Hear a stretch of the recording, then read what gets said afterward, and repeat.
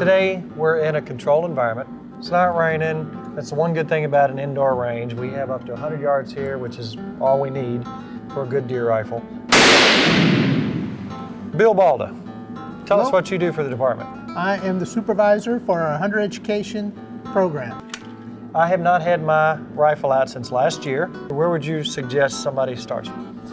Actually, the first thing I would suggest is once they take the rifle out of the case, open the action physically and visually inspect the chamber, make sure there are no rounds in the chamber or the magazine. Once you've done that, I check the rifle. I pull out my handy dandy screwdriver and I check the action screws so that the action and barrel are bedded to the stock tightly.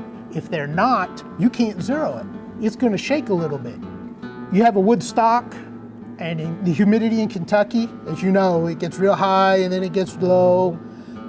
Wood swells and it shrinks in response to that humidity. And as it does that, the screws will back out on some rifles. So check that, make sure it's tight.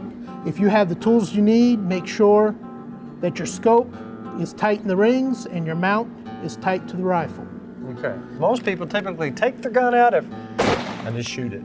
So very important things to remember right there. And I've learned it through practical experience. There have been times when I did the same thing. Why won't this gun zero? Why is it all over? Well, let's check some stuff. If I had checked those screws first, I'd saved a lot of ammo. So everything's good to go. All our screws are tight.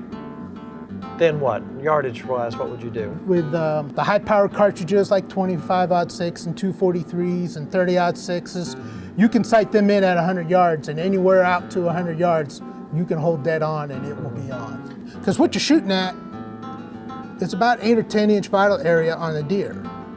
That's what you need to be in.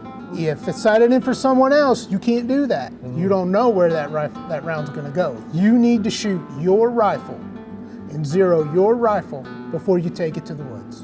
Hey, Bill would eat me alive if I didn't have my eyes and my glasses and hearing protection.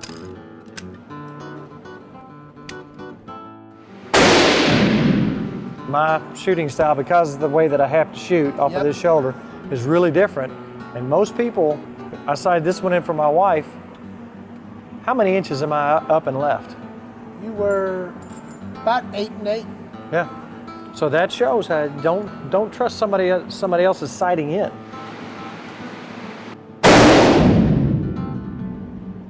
Coming down, but it's still way up there. Okay.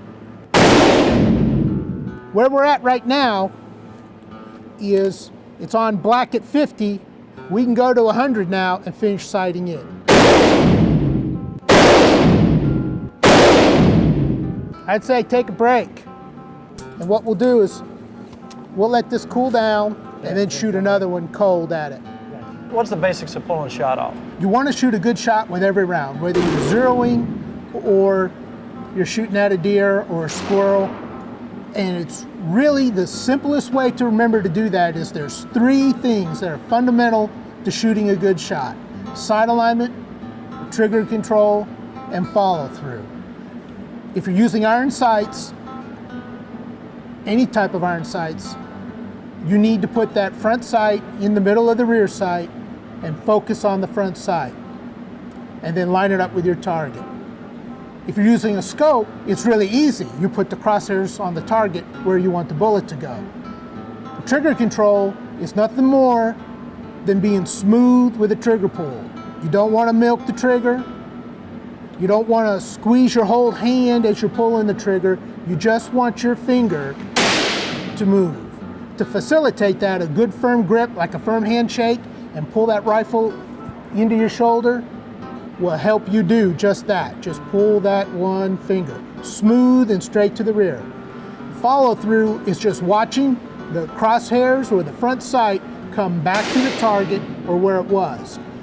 Another thing you need to keep in mind, being able to hit the target you intend to is a safety consideration. Sure. The part of being safe is knowing your target and what's beyond it. We will cut a lot of hunting incidents by people paying attention to that. It's been a while since we shot the rifle. The barrel is cold now. It has cooled down, and that's a good thing. You really want to zero your rifle in the minimum number of rounds possible, because when you go hunting, you're only going to shoot 1 or 2 or 3 rounds. So a cold barrel zero is really what you're looking for. Down 4, and then left 2. Left 2. And leave it. It's I'm good. good. I'm good.